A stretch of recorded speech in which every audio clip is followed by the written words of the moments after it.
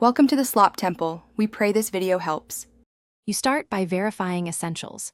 Make sure cellular data is enabled and your carrier plan includes personal hotspot. Once you've confirmed service, toggle airplane mode on for 5 seconds then off to reset radios. This often restores the menu. If the menu still isn't visible, restart the iPhone to clear transient glitches. Also glance at Settings General About to ensure your iOS is current. An outdated carrier profile can hide the hotspot option, so update when prompted.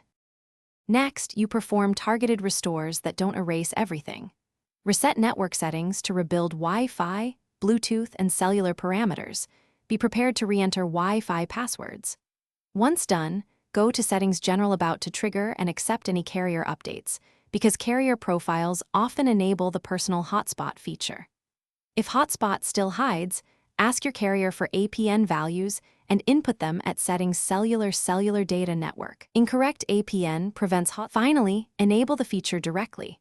Open Settings Personal Hotspot and toggle Allow others to join. Set a strong Wi-Fi password.